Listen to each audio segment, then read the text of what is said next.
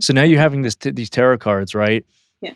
But you're getting hooked into it. So you're watching these people doing tarot card readings and giving you almost proof that it works, that it's real, that it's something that it's good for you, not bad for you. Because they seem like they're happy.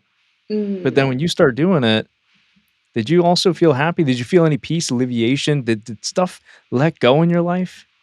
No, I felt it was temporary relief. If Mm, I pulled cards or saw a reading that said, I can see that you've just had a fallout with your partner and he did this and you've done that. This is what he's going to do next. He's going to text you and he's going to apologize. And then he's going to make a grand gesture and then everything's going to be okay. So I would have like a relief for a minute. And then as the days go by and I didn't get a text, I didn't get an apology, I didn't get reconciliation, I'd be like, okay, and I would always blame myself. mm, Maybe I've done something that the reading hasn't come in, or I need to, because that's how the enemy works. You have to do yeah, something. It's transactional. yeah. So what do I have to do? I have to up level, lift my vibration. I mean, you probably know all this language, new age language, right? My Mhm. consciousness has to be higher. All these things. Um, so there was absolutely no peace. There was the illusion Mm, of peace because yes. Satan has to take something that God's created because he can't create anything himself. So he can Mm, only replicate something and then, cover it with lies. You've got God and then mm, everything else pretending to be God. That's it. mm, That's all we really have. So there was, I guess, the enemy took peace, replicated peace, and then just covered it with grime. So I mm. was getting these tiny breadcrumbs, like, oh, okay, I feel good, I can go to sleep tonight, but I wake up the next day, there was no text message. Oh, that's really exhausting, and it starts. You start gaslighting yourself and questioning yourself and your sanity as well. And Yeah. yeah, but I started a YouTube channel and I got a good following and I got clients. I got a lot of clients. I Wow. had a wait list of clients. Um, yeah, To do those tarot card readings in those basically fortune telling. yeah, yeah. Hmm. And you saw a lot of power, I guess, through that too. Did you see a lot of things actually come to fruition and give you validation through that? You think I would, but in a way, if I look back, I'm going to say no. It was an Interesting. illusion. Huh. So I didn't really do Yeah. fortune telling because it was never really my thing. But Sure. what I could do was I could really see people. Now that was already my gift that God gave me. I can see people. Mm, I can look at someone and go, "This is what happened in your childhood. This is what you've been through. This is how it's affected you. This is where you need to what you need to give to God." I can see that in people because I could mm, always see as a child. Um, but what would come through in the reading would be a blend of that gift with familiar spirits. okay. Like I can discern the difference now, but then I Mm, couldn't. So a lot of the readings would be like talking about their past. And if you go back to the past and correct the past, the future will change. Well, that's a lie. yeah. Okay, that's just a flat out lie. I believed it for 8 years. As a healer, I believed it for 8 years. It's a lie. Mm, Why would God want you to focus behind? Why would God want you to keep reliving out the trauma that you went through at 12 years old? No, the demons want you to do that, to re-traumatize you, to distract you from the calling that is God wants to put you on, which is forward. yes. But the new age and tarot readings and healing, it's all about going backwards. Mm, That's how you know it's yeah. from demons. Yes, we want you to relive your trauma over and over and over again. That's demonic. That's hell. I'm just saying. Okay, I won't go off on a tangent there. But so all the readings, it was all about the past. So I could be like, oh, something happened to you in year 5. It was this, and they'd be like, oh my gosh. Mm, Now interesting. that I know is familiar spirits because I can see them now that I look back. Mm, But I always had a gift as a child, and this is again where the confusion came from. Is I could look sure. at people and be like, well, you're saying this, but you're not it. You're saying it, but it's not. It was like it wasn't in their heart. I could Mm, feel, could read people, I guess, from a really young age. It was again really confusing. People were like, oh no, everything's fine. I'm like, something's not fine. Like you've just had a yeah. fallout with dad. I can tell. Like, what do you? And it wasn't. It was beyond reading body language. It was really sensing Mm, people's energy. So wow. yeah. So anyway, I did that for a long time. But I did still have my heart because There are people that want to come to me and pay me a lot of money to do a reading, but if it felt against my morals, I wouldn't do it. Mm. If I felt like someone was getting hooked on me, like I need a reading every week for the next 6 months, I'm like, no, I'm not a guru. I don't want you to get hooked on me. You need to find yourself, Wow. So I did still have my morals. I did say no to people, and I really wanted to help. That Hmm. desire was still in me, and so people would come to me with all these issues, and although I got it wrong by thinking that you have to go back to childhood, the desire to like, no, you should really do something about this because you deserve better. You shouldn't be carrying this with you. Hmm. So I would say I had morals. I can't say I was a good person because in comparison, I don't know. My heart was in the right place, I think, at the time. Yeah.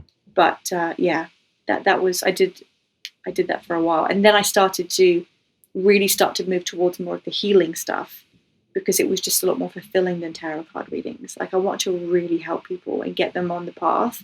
I knew everyone had a calling, and I wanted them to be on that calling. Hmm. Um, but my personal life was just going downhill. So my Yeah. career is going like this, or it appears to be, and everything else is going downhill. And it kind of got to a point where it was like, well, just in 6 months, I think in well, the first year of me being a tarot reader, I think I made something like £85,000 for that year. And I was before that working in retail, making £1,000 a month. Wow. So that's 12,000 a year. So I've gone from 12,000 a year to 85,000 a year in just 1 year with no experience, no business experience, no idea, basically no idea what I'm doing, just showing up. Um, but of course, the blessings from the enemy, you don't know what to do with them. So I didn't prepare properly. I Right. didn't prepare my taxes at the time properly. I didn't set money aside for taxes. I didn't know what to do with anything. Um, so I was a bit lost. But I had some money in the bank. I found an apartment, so I was independent. I bought myself a car. I was working all the time. I had no social life. I was always working. But I remember the loneliness being really intense then because I remember thinking, well, at least if I was lonely, I could say it's because I don't have any money and I need money. Hmm. Or it's because I live with my mum, my parents, or I live with the wrong boyfriend, not in the right relationship, or whatever. I come up with all those excuses. But here I am in a nice apartment with a bit of money, with a car, independent.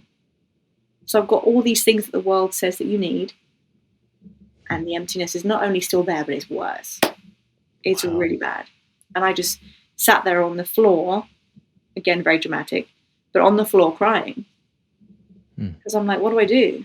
I'm so lonely. Like, it's painful. Like, it's physically Yeah. painful. I'm so lonely. So Yeah. now the enemy has you almost in a death grip where he has you exactly where he wants you. Yeah. Since from all those open doors from your childhood to now put you in a position to read the book The Secret, took that as a catalyst to the next jumping point to kind of where you are now to unlock your true potential in the enemy's camp, Mm-hmm. to give you the gifts of the spirit in a negative sense, not from God's Holy Spirit, but from the enemy's side, from familiar spirits and ascended masters and all that stuff that they like to drill into our heads. But um you're going through this and the world's giving you everything, but you still feel empty inside. What's interesting about that is that because everybody's like, you know what, if I just had this, if I just had that, I'd be happy. But that's not the case because you've been through that. You've been through that experience. And there was no alleviation. You said it was the worst that you felt. It was the darkest that you've been. Mm-hmm. Even going through all that, I guess all that physical or I guess psychological trauma is a good way to put it when they manifest, when the demons came, when they sleep paralysis. But now you're going through something different. Now you're dealing with strong emotional pain because of your isolationism. Because that demon that was trying to, I guess, that was there since you were a girl is now coming into the fullness and taking every ounce of you, rather than just little bits here and there to get you to this point where now you're so dependent upon the machine to keep running Mm-hmm. and Yeah. you don't know how to escape it, right? So it's like you're in a hamster wheel and you can't get off, right? Mm-hmm. Mm-hmm.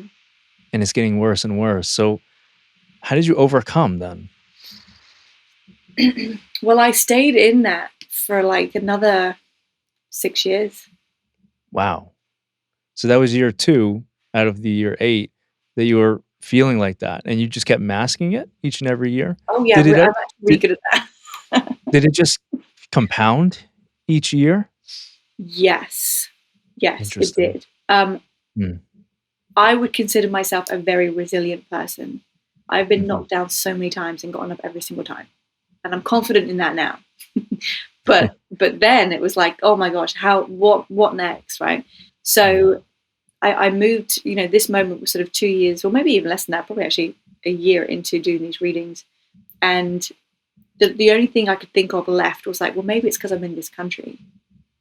I've Oh, always wow. wanted to travel. I've always wanted to live abroad, and I've lived in America for a bit, and I thought maybe I need to, go and be somewhere else. So my father was living in Australia at the time, and he'd always wanted me and my brother to go out there and my sisters. And so, he phoned me one day and he was like, you okay? I was like, Dad, I always go to my dad if I have a problem because he's always got the best advice. I'm like, Dad, I said, I'm so lonely. Like, I don't know what to do. I'm so lonely. And he always gives me the same advice. He says, when you get bored, stir the pot. Just put your feelers out there, see what you can move around. And I'm like, I've done everything you've told me to. I've stirred the pot, nothing's moving. I really don't know what to do. And he said, Poppet, why don't you come out to Australia? And I was like, really? He said, yeah, come out to Australia. He's like, you don't have to come and live near where I am, but you've been here before. I went out for my brother's wedding. My brother got married there, and he'd moved there. So he said, you can come stay. You can come stay near me. You can stay near James. You can live on your own in a hut if you want. I don't know, but why don't you come out? I said, well, okay, I'll think about it. So I ended up applying for a visa just to see if I could do it. I spoke to an accountant to see if I could work all the taxes and work there and legally and do all that stuff. Green light. So I was like, yeah, you know what? I think I'm just going to do it. This is all a very short span of time. I move quickly. I think that's why the enemy moves quickly in me, because I move Mm, quickly. So I was like, okay, I'm going. Packed up my stuff, had it shipped over to Australia, got over there and got an apartment. And I was in that apartment for a year. That was lonely too, because now I've got all the same problems, mhm. but now I'm in a different country with the same problems. I'm like, well, now I'm more lonely because I don't have anyone here. It's like, Yeah. wow, okay. I had a lot of pride. I got an apartment that was way too expensive for what I was earning. I still managed to pay all the rent, but I really had to stretch myself, and it was scary. So I was like, why am I paying this much? It was all pride and ego. Like, look what I've got. Look at this lovely apartment overlooking the ocean. Look at me. But I was so prideful and lonely. And I would go to bed, get up and do a reading, go to bed. Get up and Mm, do a reading, go to bed. I saw doctors. I saw homeopaths, like homeopathic doctors. I saw naturopaths because I was like, I'm sick. Like, my body now is deteriorating. mm. And one of the naturopaths, she checked my cortisol. She said, I've never seen someone with such high cortisols in my entire career. Wow. So I know, like, I was stressed, but I think I've had that stress since I was a child. I actually don't know any different. Mm, So that was a pretty lonely year, but I also began dabbling more in things like yoga and breath work because the place I was living, it was a pretty big thing in Australia in general. Everyone's very health conscious there. So they want to do the meditation retreats. They want to do the yoga and everything. So I joined a yoga studio and I started getting into that. There's another door that was open, mm. with yoking yourself to whatever demon you're posing as this time. 300 demons, I believe it is for yoga. It might be more actually. I think it's 300 demons that you Yep. can yoke yourself to.